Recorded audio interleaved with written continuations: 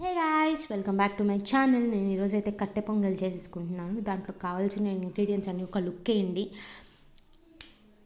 And నేను ఈ గ్లాస్తో మెజర్మెంట్ తీసుకున్నాను. 1 గ్లాస్ రైస్కి హాఫ్ గ్లాస్ నేను చూపించినంత వరకు పెసరపప్పును అయితే యాడ్ చేసేసుకోండి. అండ్ ఒకసారి ఇంగ్రీడియంట్స్ చెప్తా చూడండి. సాల్ట్, పసుపు, జింజర్, మిర్చి అండ్ మిరియాల పొడి అండ్ 1.5 అవర్ నానబెట్టుకున్న బియ్యం, పెసరపప్పు. ఒక కుక్కర్ తీసేసుకొని దాంట్లో 6 గ్లాసెస్ ఆఫ్ వాటర్ని యాడ్ చేసేసుకుంటున్నాను నేనైతే.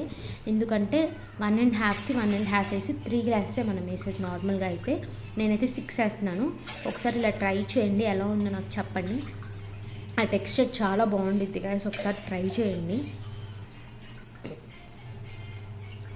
నేను ఇప్పుడు 6 గ్లాసెస్ ఆఫ్ వాటర్ వేసేసుకున్నాను. And last glass. అండ్ దీంట్లో యాడ్ చేయాల్సిన ఇంగ్రీడియంట్స్ వచ్చేసి జింజర్. ఫస్ట్ అయితే జింజర్ని చిన్నగా కట్ చేసుకొని పెట్టేసుకున్న జింజర్ అండ్ టర్మరిక్ కూడా యాడ్ చేసేసుకోండి. 1 టేబుల్ స్పూన్ అంత టర్మరిక్, ఎందుకంటే కట్టె పొంగల్ అనేది ఎల్లోలోనే బాగుంటుంది కాబట్టి. అండ్ సోక్ చేసి పెట్టుకున్న బియ్యం అండ్ పెసరపప్పును కూడా మనం దీంట్లో యాడ్ చేసుకోవాలి. మంచిగా స్ట్రెయిన్ చేయండి వాటర్ లేకుండా. సోక్ చేసి పెట్టుకున్నవి దాంట్లో యాడ్ చేసేసుకోండి. తర్వాత నేను ఆయిల్ వేస్తున్నాను, ఎందుకంటే పెసరపప్పు పొంగుతుంది. ఆ పొంగడం స్టాప్ చేయడానికి నేను ఇప్పుడు ఆయిల్ అయితే వేసాను. ఒకసారి ట్రై చేయండి, ట్రిక్ యూజ్ అవుతుంది చాలా బాగా. కలిపేసుకొని విజిల్ పెట్టేసుకొని 5 to 6 విజిల్స్ అయితే రానివ్వండి గాయస్. తర్వాత ఒక బాండి తీసుకొని 3 tablespoons of ghee, only గీని మాత్రమే యాడ్ చేసుకోండి. చాలా బాగుంటుంది అరోమా అనేది. ఇఫ్ నాట్ మీరు ఆయిల్లోనే యాడ్ చేసేసుకోవచ్చు, అది మీ ఇష్టం. గీ అయితే చాలా బాగుండిద్ది. అండ్ గీలో ఇప్పుడు నేను వేసే ఇంగ్రీడియంట్స్ ఏంటంటే మిర్చి. ఫస్ట్ అయితే మనం మిర్చి యాడ్ చేసుకోవాలి దీంట్లో.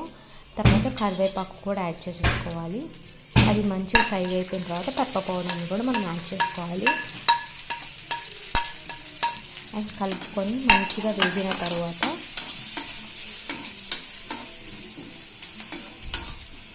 మిర్చి స్ట్రాంగ్ మీకు ఇంకా ఎక్కువ వేసేసుకోవచ్చు.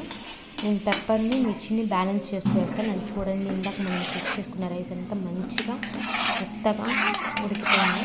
తమిళనాడు స్టైల్ ఇలాగే బాగుంటుంది కదా, ఒకసారి ఇలా ట్రై చేయండి.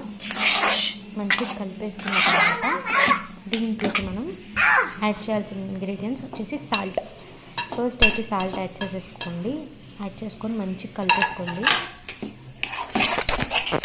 కలిపేసుకున్నాక ఇందాక మనం తాలింపు పెట్టుకున్న దాన్ని అంతా మంచిగా క్లీన్ చేసి, పెప్పర్ అతుక్కుపోయి ఉంటుంది కాబట్టి మంచిగా క్లీన్ చేసి మొత్తం వేసేసుకోండి. అండ్ మిక్స్ ఇచ్చేసేయండి.